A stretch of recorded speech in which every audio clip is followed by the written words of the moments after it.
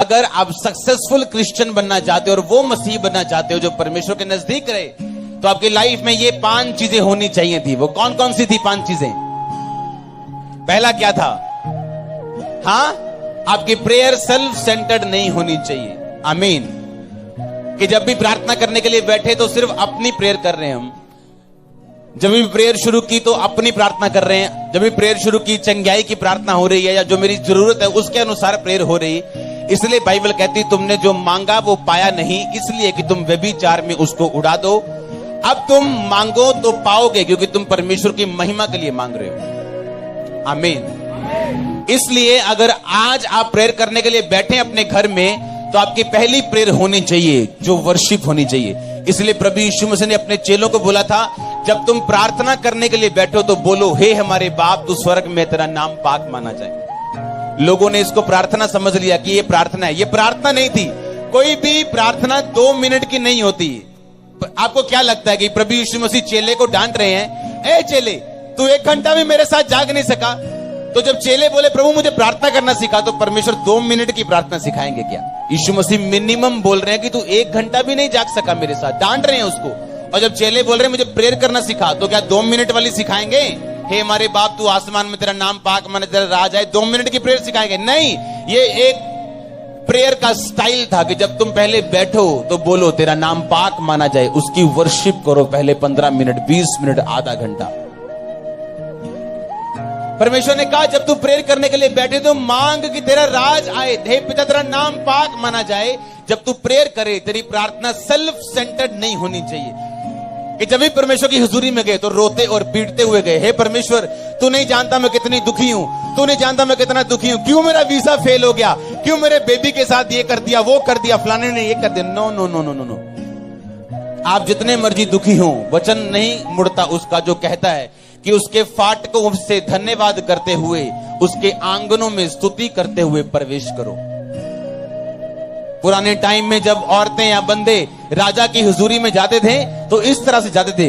राजा के सामने जाने से पहले बोलते थे, हे राजा तू चिरंजीवी रहे, तेरा नाम ऊंचा हो, तू लंबी उम्र पाए। हाँ, वो ऐसे राजा को बोलते थे। तब बोलते थे कि राजा एक काम आया हूं, मेरा ये काम मुझे करना, आप कर दोगे क्या? तो राजा काम करता था।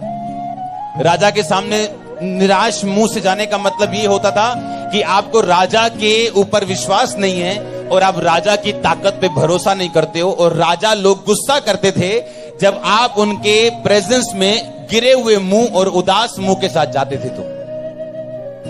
तो सोचो जो राजाओं का राजा परमेश्वर है, उसके सामने अगर सही रीति के साथ नहीं जाएंगे तो क्या होगा हमारा? कितनों को समझ आ रही है? अब आपको यह पता है कि मेरी प्रार्थना सेल्फ सेंटर्ड नहीं होनी चाहिए।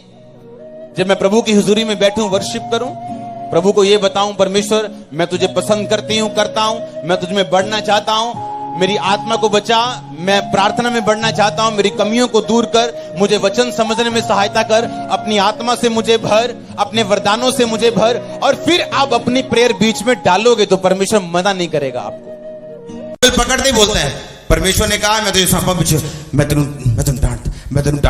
तेनू डांटती, और देखते कुछ नहीं हो रहा।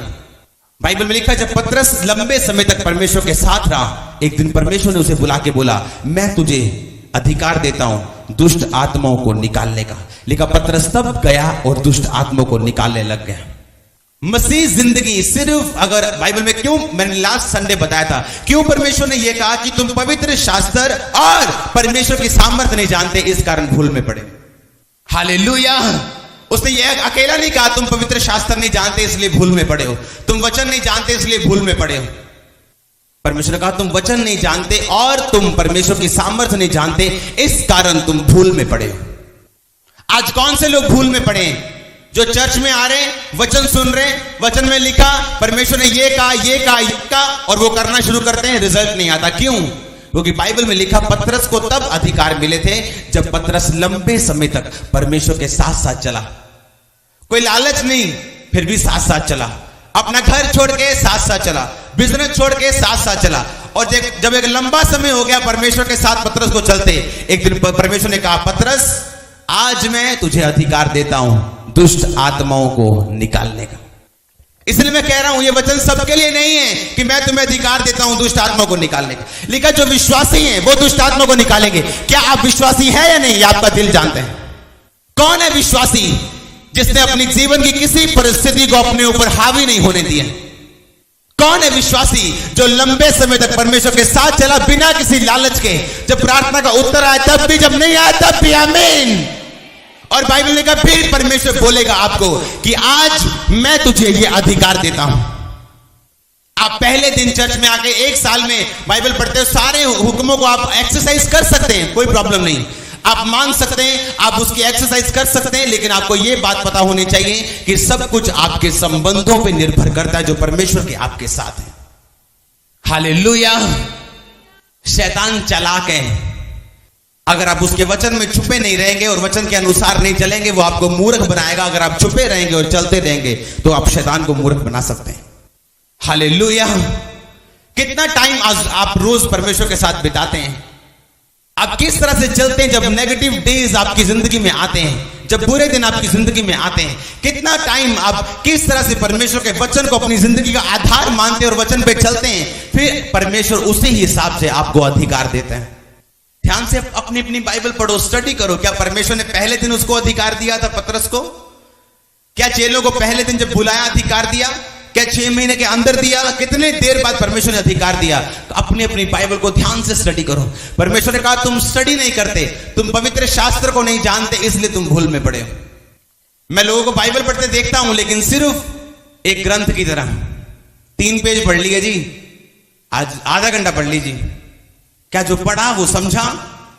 क्या आपके अंदर सवाल नहीं आए? क्या आपने अपने सवालों का जवाब बाइबल से नहीं मांगा, परमेश्वर से नहीं मांगा?